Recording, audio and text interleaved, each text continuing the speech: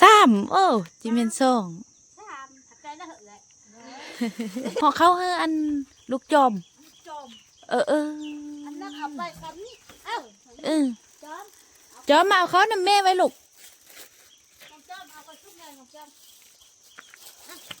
นักเอาไปบนไรเอาไปซ้ำเนี่ยแม่หอกเขาให้สบายดีพ่อแม่พี่น้อง FC ทุกคนที่เข้ามาชมคลิปวิดีโอของสาวนกเนาะว้าทุกคนเอ่ยบ่าวคูณเพิ่นอนามัยกลางบ้านโอ้สบายดีกินข้าวแล้วบ่ได้กินเพื่อ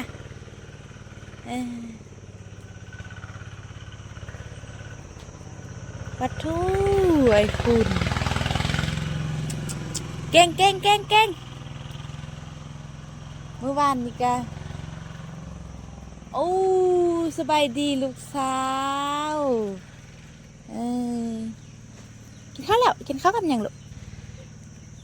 กินกับซีนอันเขานำกับแม่นกซื้อมาเมื่อวานเนี่ยนะไปจุดลุ่มเอ้ากองนั้นเราบุจุดอันนั้นกับอันนั้นไปจุดไหมไอ้คุณไปจุดเลยเอ้าน้องสาวมันเด้เอ้าจุดแต่น้ำบานตัวเองแล้วเลยจุดยันแม่เฮือนมื้อใดที่ไปป้าปาโทสาลีไปจุดแล้วเนี่ย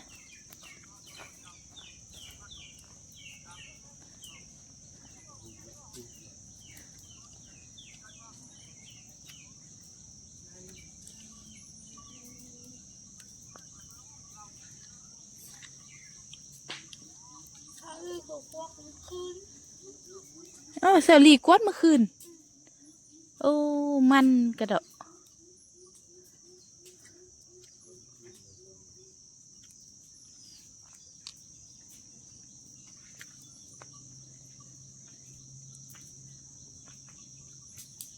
บะไม้รุ่น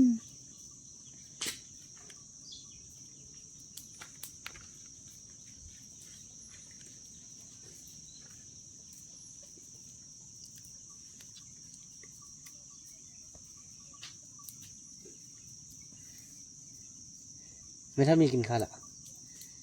ไม่กินข้าวละสังคมมุดมากเรา มักกับสังคมนี้อีพ่อเป็นผู้เปย์ข้าวติอีพ่อเปย์ข้าวลูกจอมสิเปย์ยังไม่6 โมงโอ้เนี่ยมัดเอามาเอาเดี๋ยวหุ่นละไอก็เด้อเอาเดี๋ยวเยอะๆเลยเปย์ไปกินแท้ๆโอ้นั่นนี่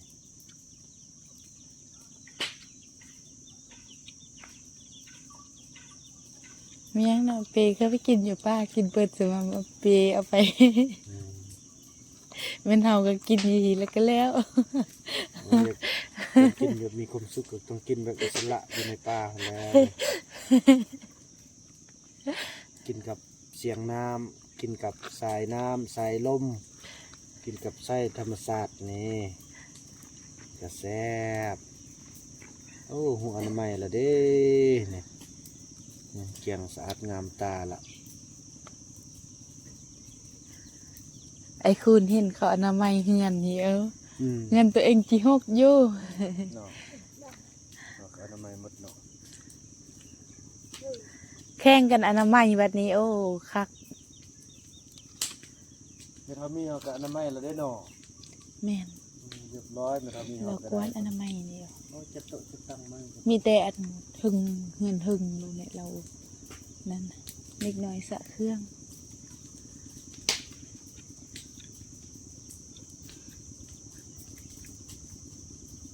โอ้คือเห็น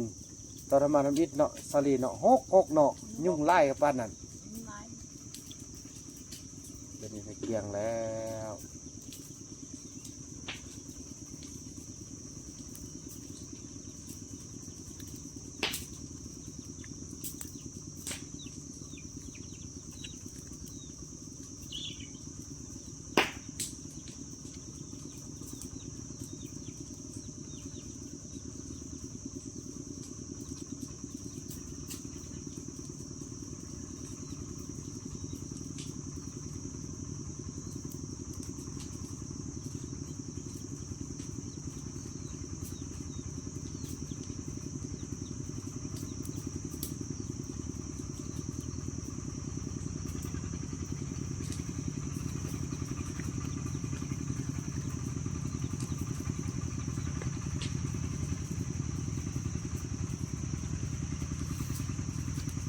เขาไปหาบุญรอดอยู่อันห้วยเมียงหันตินี่ลูกนี่เออ ลูกกันอยู่บนเก้าหั่นนี่ คนเก้า อืม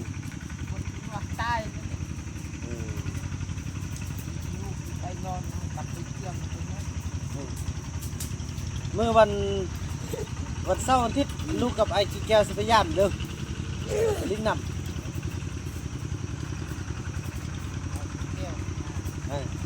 สิไปนำก็ผมงอกหมดละพอคิงนอน เข้าเลยอยู่เงินลูกสาวเลยเด้อเงินสาวเรียนเลยแบกเปไป พอคิงละเปเข้าตินี่แล้วลูกกับอันเอ้ยติ๊กละเปมักโมตินี่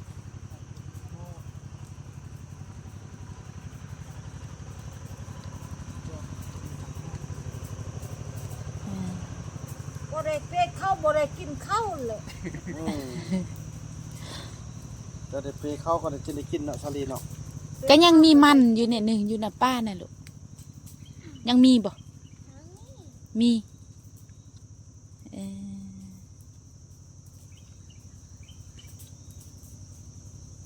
อีปุ้มยังมีบ่ยังมีอยู่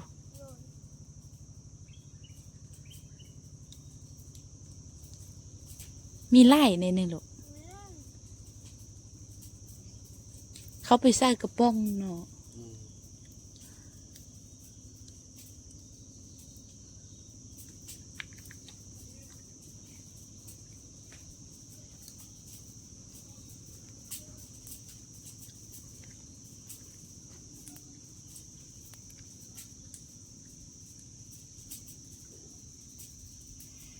ลมสึกกันฟังแต่ว่านางมิดเพยมิดมัน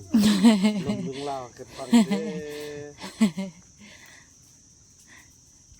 จุกเจ้าเล่า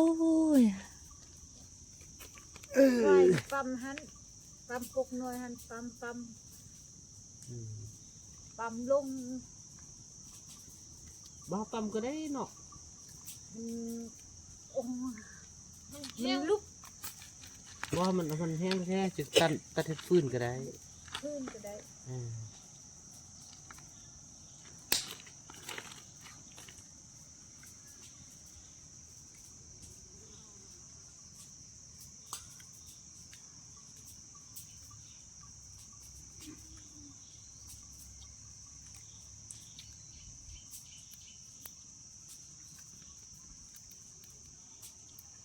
ลูกจอมสิเปอันมักโมจักหน่วย2 หน่วยอย่าลมเนอะลมแตกก็ แต่บ่ได้กินเลย เนาะ ลมนี่แตกบ่ได้กิน ไอ้โยงไปน้ำผ่าน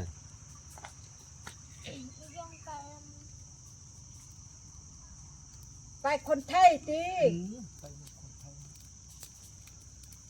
กับมุกเดียวไป แค่กันสมมติว่าอียงยังสู้เป็นบ้าวเนาะแล้วไอ้มุกก็ยังสู้เป็นบ้าวนี่เอากันได้บ่ฮึจักบ่ฮู้นำเข้าก็สิแม่นเบิ่ง อินกเยอะหันก็เป็นเอื้อย เป็นลูกอ้ายลูกน้องแล้วเนาะ เนี่ยเป็นเอื้อย บ่เข้าว่าเอาบ่ได้สิพี่น้องกันสิเด้อออกมาเอาคนลาวอยู่นอกพี่เอาสิ เอาคนเล่าที่ก็ได้ อืม เยอะเป็นเบาเป็นเช้าเอาพวกคนเล่าก็ได้ อืม อินกเยอะหันก็เป็นเอื้อยอิติ๊กหันก็เป็นน้อง อืม เป็นน้องแม่เฮาอิมิตเกิดมาที่หูเยี่ยวนั่นก็เป็นไอ้ อืม ว่าเอ็กหันก็เป็นไอ้ อืม เป็นไอ้หมด ป้าเมทามิดนี่หลายขนาดนั้นลูกเนาะ ย่างลูกผู้หญิง2 คนตืมน้องไปใส่4 คน อืมไม่รู้เมทามิดหมดเลยอ่ะเอามา คือมีคือกันย่างลูก แม่อิมิตท่านบอกว่ายังลูกผู้หญิง2ผู้ชาย4คนตืมคนหนึงมาอยู่หื้นเฮานี้บอดี้แล้วก็อายไปส่งนั่นก็แม่น ดิส่งนั่น หลักส่ง ฮู้ดีเด้สาวลี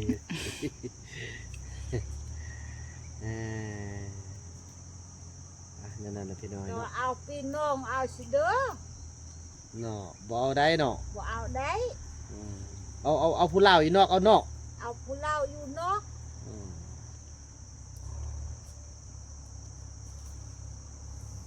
นั่นเลยพระเจ้าก็ฮู้บ่ เอาเหล้ายัดเขาอ่อนเอามีจุก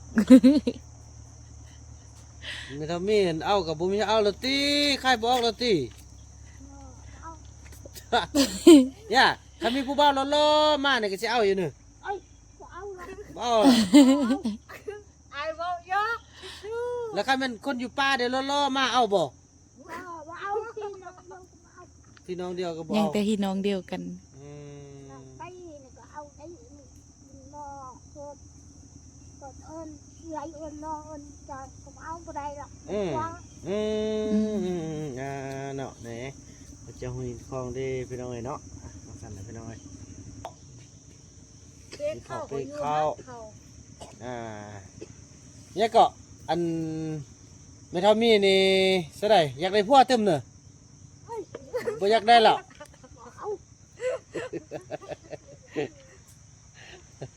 เพิ่นว่าอันนั้นได้พี่น้องเพิ่นว่าอันแล้วเดี๋ยวนี้อัน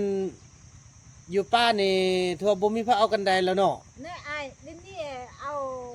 อยู่ป่าบ่ได้ไอ้มันพี่น้องกันเอาบ่ได้ พี่น้องกันหมดเลย พี่น้องกันหมด เออ คน นี่ ไทยหันก็คือกันเป็นไอ้ อ่า ว่าสิเอาได้พี่นู่นคือกันบักนู่นคือกันจะเอาเอื้อยอีนกเอื้อยเฮาอีนกแล้วก็ยังลูกบักนู่นหัน อืม กับอีมุกชาวอีมุกหัน อืม เดี๋ยวโตมาแล้วก็นั่นเกิดแม่เกิดที่หูเยี่ยว อืม เป็นไอ้บาเอกหันก็เป็นไอ้ อืม อีนกเยอะก็เป็นเอื้อยยิ่งโตมาแล้วก็ยังน้องอีติด เออ เดียวเยี่ยว ชัวเดี๋ยวนี้อยู่ป้านี่เป็นพี่น้องกันหมดแล้วเอากันบ่ได้จักคนละเนาะ บ่ได้เอาจากคน แล้วคันว่านั้นได้เนาะคันว่าลูกนี่น้องอยากให้เอาคนอยู่ป้าหรือเอาอยากให้เอาคนอยู่บ้าน เอาอยู่บ้านเอา อยู่บ้านเอาเนาะ เลย อยู่ป้ามันพี่น้องกันหมดแล้ว พี่น้องกันเอาบ่ได้ คันเอาแล้วเป็นอะไรคันว่าสมมุติเอานั่นเนาะคันว่าพี่น้องเดียวเอากันน่ะเป็นอะไร บ่ได้ไอ้ บ่ได้อันบ่ ห่วง ห่วงเน่ะ มัน ยั ควง ควง ยันกกไม่ยันงูตอด เออ ตาย ยันกกไม้หักทับยันงูตอด งูตอดขึ้นเข็ดกัด ขี้เข็บกัด ตาย ตายเน่ะ เฮิงปองมาเครือมามันตาย โอ้เป็นอันนั้นนั่นบ่ เป็นเท่านั้นแหละ นางติ๊กแห้งปุกเด้อพี่น้องเอ้ยเยี่ยมบางหินมันมื่นอีกนางติ๊กว่า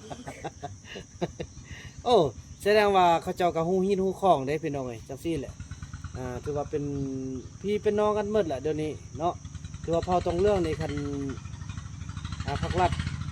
บ่ดึงออกมาพัฒนาอยู่นอกแบบนี้นี่คือว่าจะสูญพันธุ์พี่น้องเอ้ยนั่นนี่แหละบางคนว่าปล่อยเขาเจ้าขยายพันธุ์มันขยายบ่ได้พี่น้องเขาเจ้าก็ฮู้เด้ เขาเจ้าก็ฮู้ฮิตฮู้ของเขาเจ้าก็ฮู้ว่าพี่ว่าน้องเด็กเขาเจ้าก็เอากันบ่ได้ที่ว่าเอากันบ่ได้จักคนเลยเนาะเดี๋ยวนี้เนาะ โดยไอ้เอาจากคน แหมพี่น้องเอ้ยนี่แหละว่าเขาเจ้าก็ฮู้ฮู้ของว่านั่นนี่แหละเนาะแนวทางของภาครัฐเฮานี่ถูกต้องละพี่น้องเอ้ยการพัฒนาต้องดึงออกมาเพราะว่าอย่างน้อยพวกเฮาก็เป็นชนชาติชนเผ่าเดียวเป็นเผ่าลาวคือกันนะพี่น้องเอ้ยเนาะต่างแต่ว่าชนเผ่าบัดนี้บ่ต่างหยังกับเราสูงเราลุ่มกึมมุจังซี่แหละพี่น้องเนาะ ก็ถือว่าเดี๋ยวนี้ก็เห็นว่าเอากันได้ย่างกันได้คือเมื่อก่อนก็สิแม่นแบบพอตรงเรื่องกับหลายๆคนยังคิดอยู่นี่แหละเนาะแต่ที่จริงหลักๆแล้วในใจความเป็นจริงก็คือเผาเหล่าอันเดียวกันนั่นแหละพี่น้องเอ้ยเนาะจากสันแหละพี่น้องเอ้ย สติ๊กอันมาขอเอาแฟบเอ้ยลี่เอาแฟบไปอันซักเครื่องให้บุญรถ สักเครื่องบุญรอดเหม็นเงี้ยว ซักเซอร์แฟบเอา สักแก๊บแก๊บ ซักเซอร์แฟบเก็บเก็บอู้อันน้ำเอ้ยลี่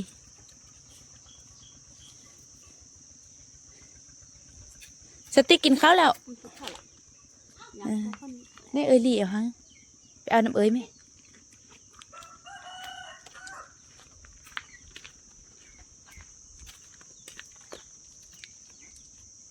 กาตา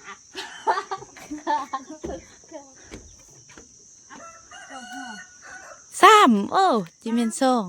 สามถัดใจแล้วเหอะเลย กระสร้างขอบใจกันเลย มันมีจังหวะว่าโอ้มี ขึ้นไปเอาน้ำเอ้ยนกอยู่หึงอ่ะ ตัว เชื่อมีบอก ว่าบ่มีเกลือ เกลือเอาไหม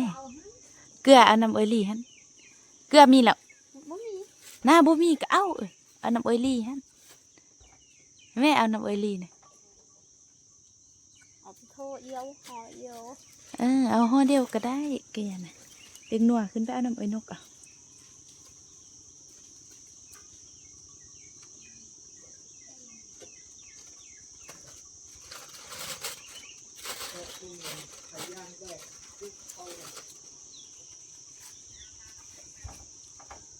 น้องเอาเข้าเด้ เอาจอมเปะค่ะเอาเปโม่ชงแกน เมื่อไรก็เฮ้ยอีเปรมักโม่เราได้จะเอาเข้าปะเนี่ย จอมเอาน้อยหนึงอ่ะ อีจอมก็ว่าจีเปรมักโม่เลย พอนั้นแหละพอเป็นหมักโม สาลีกะโอ้สาลีห่อเอาเข้าให้ลูกหนึ่งห่อเข้าให้อันลูกจอม จอม เออ อันนั้นเอาไปคำนี้เอ้า จอม จอมมาเอาเขานำแม่ไว้ลูก น้องจอมเอาไปทุกอย่างน้องจอม นักเอาไปบ่ไล่เอาไปซ้ำนี่อ่ะ แม่ห่อเข้าให้